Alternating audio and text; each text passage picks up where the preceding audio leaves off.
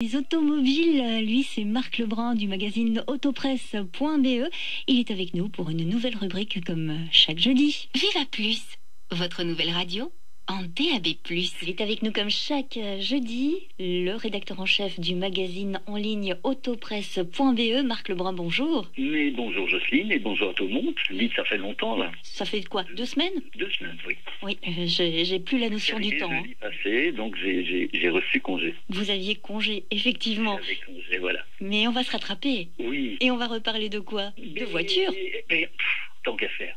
Comme vous le savez, j'aime pas trop ressasser la sinistrose liée au Covid-19, sujet tellement médiatisé que lorsque personne n'en parle, tout le monde s'en inquiète. Mais il faut néanmoins se protéger un maximum. Et dans le secteur automobile, quelques initiatives fleurissent déjà, ci et là. Prenons le cas, par exemple, de cette entreprise néerlandaise, la Bulting Technology, qui a développé des structures en film transparent. En fait, il s'agit d'écrans hygiéniques gonflables pour véhicules. Cette société a bien entendu déposé un brevet mondial pour la conception de ces écrans. Ces écrans sont conçus en fait sur mesure pour toutes les marques et tous les modèles de véhicules. Ils sont composés d'une structure gonflable et d'un ensemble de fixations qui maintient ce dispositif sans avoir à visser quoi que ce soit dans la carrosserie, le plafond, les aménagements, etc. Donc c'est simplement gonflé avec une pompe à vélo ou encore un compresseur. Ça, c'est à votre bon choix. Donc ces structures ont été développées à la base pour les taxis, le transport de passagers en bus, mais également pour les particuliers qui transportent des passagers. Sachant qu'à côté de ces séparations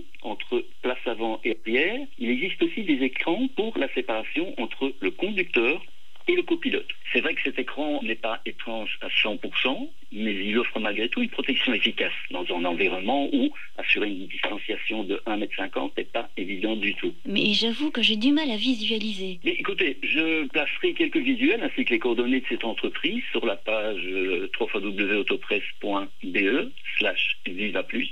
Et vous nous tiendrez au courant du coup? C'est en fonction du modèle, du véhicule, de la taille. Enfin, il y a des systèmes plus simples que d'autres. Vous verrez quelques modèles que je placerai sur la page au niveau des visuels. On compte sur vous. Comptez.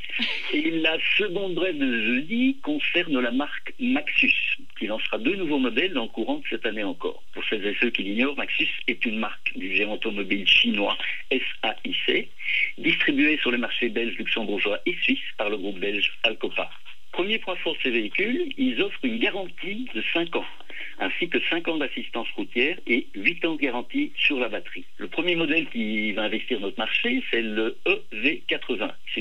C'est un van électrique destiné à concurrencer les Renault Master ZE et autres VW e-Crafter. À ces véhicules, le EV80 poserait une meilleure autonomie et un tarif plus intéressant. Et avec un rayon d'action annoncé de 192 km et une charge complète de 8h30 et seulement 2 heures sur une borne rapide à courant continu, le Maxus EV80 est de stock et il sera vôtre pour 49 900 € hors TVA. À partir du mois de septembre, le e-Deliver 3 s'ajoute à la gamme. Il s'agit ici d'une fourgonnette électrique compacte, comparable à un Renault Kangoo ZE ou un Nissan NV200. Ce modèle sera proposé en 2 longueurs d'empattement avec 2 versions de batterie qui disposent des autonomies respectives de 226 et 342 km/h. Sur une borne rapide, il pourra récupérer 80% d'autonomie en à peine 45 minutes. Les tarifs ici ne sont pas encore fixés. Et puis c'est en été, donc d'ici très peu, qu'arrivera le 3e modèle Maxus, le Deliver 9,